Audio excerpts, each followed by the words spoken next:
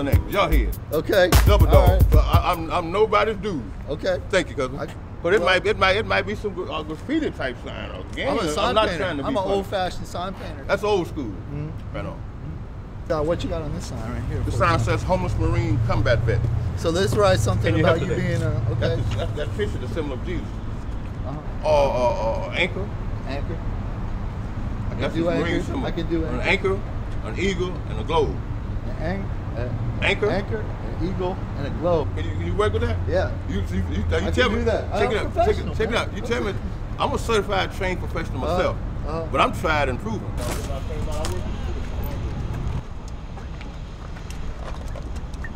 That would be mine to use? Yeah. You know, if you want to. Well, thank you for the choice. I like, you know, I want to. Coming from a professional.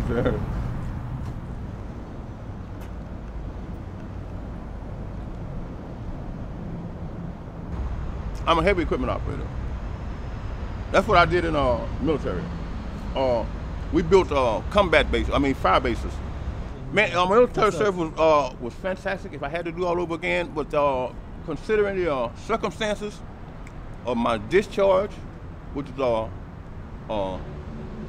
dishonorable discharge, something happened in Southeast Asia, on time, what have you, and the circumstances of my tribunal and court martial on time are all classified because there was a death.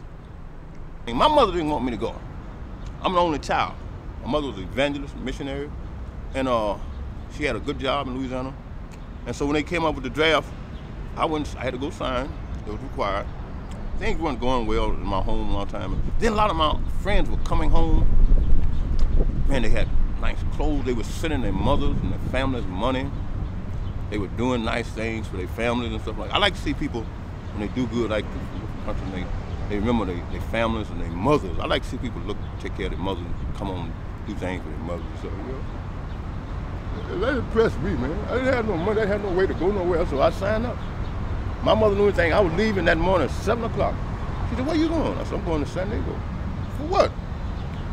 So I'm going, join the Marines.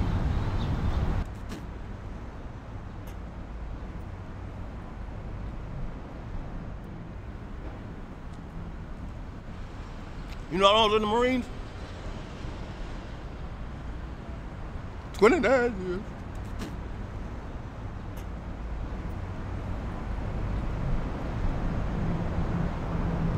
I should be getting $3,600 a month. That's $45,000 a year. I don't get a dime. But I'm not angry.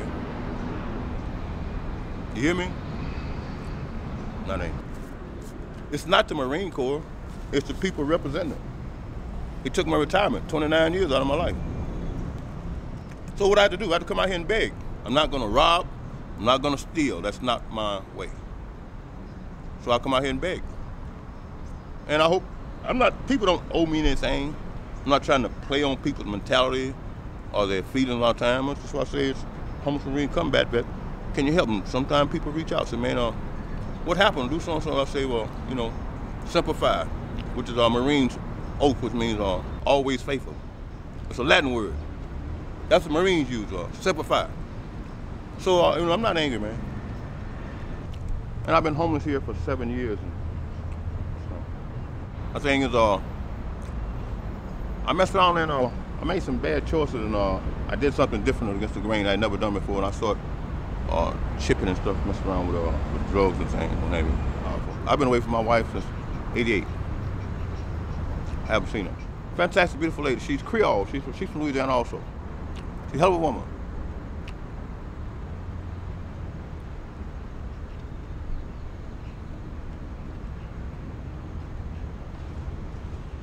I've made some bad choices. I'm human all the time, but I've tried to be pretty good person all the time. I care about people, and I've noticed a lot of you don't encounter a lot of that in some of the environment element that I was in, and in doing drugs a lot of times. Because a lot of hurt and pain and misery out there a lot of time, and not a lot of caring. Because basically, you know, you can't care about someone else until you care about yourself. You know, I didn't have anybody to talk to about what I was going through. Because my friends, I would say, well, so-and-so is so-and-so. So my kids doing so-and-so. They said, man, you have good kids. I know that. I said to my wife, they said, well, you have a good wife. I know that. But the thing was, I didn't have anybody to talk to about how I really felt, you know, because it's a fact that there are over 120 some words that all mean feelings, and people have different feelings about things, and nobody can. And my friends were trying to tell me how to feel, and nobody can tell you how to feel, you know. And so I didn't have anybody to talk to about things. So I started. This guy said, you know, start praying. Because I never was a person. People now see that talk themselves. That bothers me. I never was a person to even as a child. So I started praying and praying, and I started praying and praying to God, and on a scale of 10, this is the fact. Say 7 or 8 times out of 10, the things I would in my prayer I would ask God for, it would happen. So that inspired my spirituality a long time. The power of prayer and faith and things like that in God a long time. Because, you know, I didn't have anybody to talk to. Because the thing is, a lot of these people around here have, a lot of the homeless people have developed very bad social characteristics. How they do traffic and about noise and trash, and a lot of the homeless people, lots of people say, well, man, why don't they give homeless people this building? Why don't they do something? So you cannot, man, because they don't care. They trash it out and fires and do shit and screw this restaurant or screw it all up a long time, have you. So it's not a community. So a couple people there, but I'm not a loner. I'm not really isolating, but you know, until I have strength and I'm ready to get back in the system, a good structure, and I'm strong enough where I can say no and not relapse again and not do it again a long time, what have you. I'm just, you know, waiting, taking my time before I get back into my element and my family and stuff, what have you. You know, I want to make sure that I'm ready, they're ready, and stuff, and some things I'm doing on time. So that's the one. Yeah, so far that looks good. Yeah. So it's, you know, things that happen all the time that are unsuccessful all the time. That's not a good story. You know, it's not over though. No, it's not over, man. Because when people ask me all the time, "How you doing?" I say, "Man, I am alive." Right. And I believe from my heart, when you get up out of your bed, like you guys do, you apply yourself to your trade, your job, and doing things. I believe in my heart that you get out of each day what you're willing to put into the day.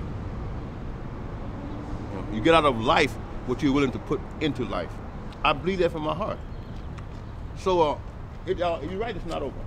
That's right.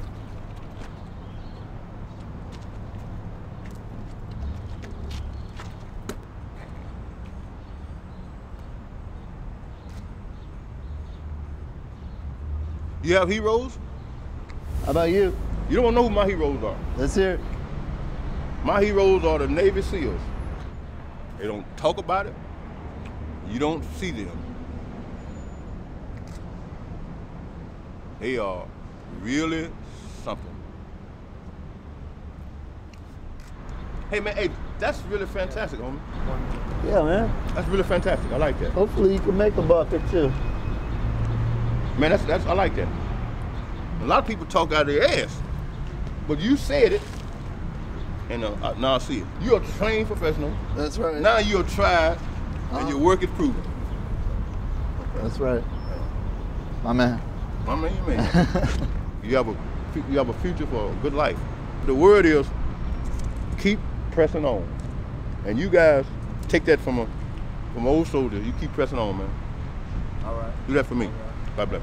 Keep pressing on, man. God bless. God bless.